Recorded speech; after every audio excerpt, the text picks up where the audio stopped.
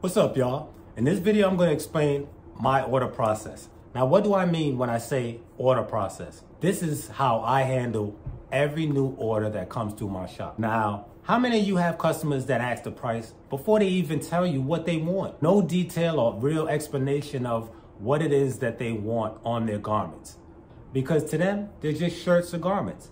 It's like going into a car dealership and saying to the salesman, how much for a car? You have to explain the colors you want along with the options you would like the car to have. So the first thing I do is I listen to the customer's needs and wants. Very important. A lot of the time, if you just listen to your customer, you won't have to ask the same questions later on, which can be very frustrating to a new customer.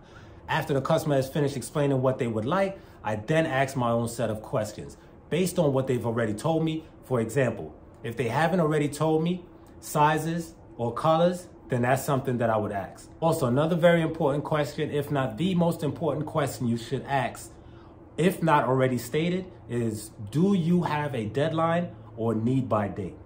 I used to think if they don't tell me a date, they didn't have a specific date. Well, I got news for you guys. That used to come back to bite me in the ass, and I've changed my way of dealing with that situation by simply asking from the initial jump if the customer has a deadline or a need by date. I can tell you guys why this is a key point to your order process. When I started out, I figured if they didn't tell me when they needed it by, they weren't in a rush. I quickly remember that people tend to leave out key information and things they want. So this is what would happen. And let me know if this happens to you as well in the comments below. Your customer tells you everything they want on their garment, but they never told you a need by date or they have a deadline that they need to meet. But the very next day of taking the order, and maybe every day after till the order is done, they're calling, asking, is it done? How quick will it be done? So in order to avoid this, you always want to ask if your customer has a need by date. I wouldn't use deadline because the customer is the one that has a deadline and they need to have it in their hands by a certain date to meet the deadline. So I like to refer to it as a need by date. Now, depending on what type of garment they're ordering, for example, if ordering polos or hats, I may ask if they want them embroidered versus heat transfers or vinyl. This brings up my next topic, options. Sometimes giving too many options can turn a simple order into a nightmare, but still, you want to give at least a couple of options. Like if the customer asks you, what color shirts do you have? I usually go with the basics, black, white, red, blue, gray, etc. And then let them know these are the basics, but I can get any color you want. It may take a day or two due to maybe stocking issues, but I can definitely get whatever color you need for your order. Next question is, do you have a design or logo that you can email to me so I can take a look at? This allows me to decide the best quality and cost-efficient way to produce this order. Lets me know whether it's a full color job or a black and white job. And again, if the customer hasn't expressed the amount of pieces they would like, I ask them, and I also let them know the more, the cheaper.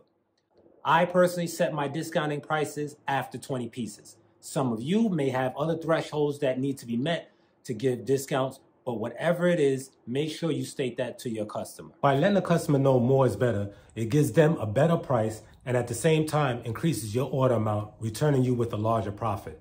Think about it. When you buy one piece versus buying in bulk, isn't it always cheaper per item if you buy a lot of the item? So there you go. It's a win-win for both you and your customer. Let's move on to those customers who are looking to maybe start a clothing brand.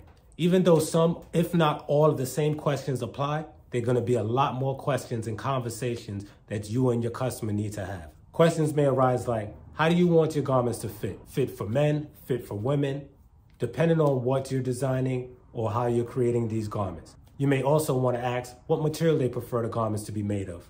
What is the wash cycle expectancy? Will it shrink, etc., etc. So these are all questions that have to be discussed and asked amongst both you and the customer when either doing one-offs, whole orders, or providing a whole clothing brand for a customer. Okay, now I have all of my customers' information about their order and I'm ready to go. If they ask how much is the order going to cost, I let them simply know I will price up the job and get back to them within 24 hours. And this way, this gives me time to then price out their job, like the garment cost, ink, vinyl, whatever materials and supplies needed to get the job done, time, labor, shipping, all that good stuff.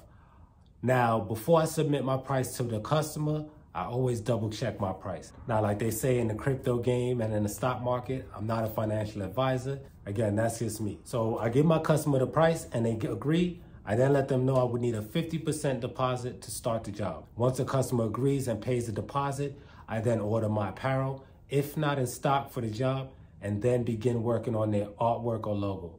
Now, if I'm using heat transfers, I'll format them and get those ordered. Actually, I usually order my heat transfers first because those usually take 2 to 3 business days to get to me versus my apparel, which I usually get in a day or two the most. So I'll get those ordered. So when the apparel gets here, then the transfers are already here and I'm ready to get pressing.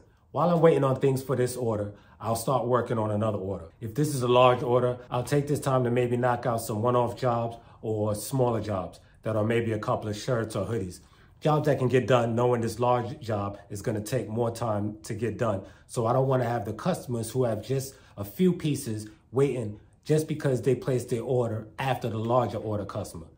By the time the large order stuff arrives, the small orders are done and shipped, and now I'm ready to start the large order. But watch this. I look like a champ to the customers who placed their order after the larger order because I got it back to them so fast. So while I work my large order, I'm also running my small orders in between. My large orders, I try to get out as quickly as possible for 3 main reasons. 1, to free up space. 2, so the customer isn't waiting. And then the obvious one, I want to get paid. I have my own order process, and you just have to find one that works for you. But if you're just starting out your business, I would advise handling 1 order at a time. Now, if you gained anything from this video, make sure to smash that subscribe button and turn on the notifications because I make videos like this all the time. It's been your boy, Mr. T-Shirt, signing off. Peace.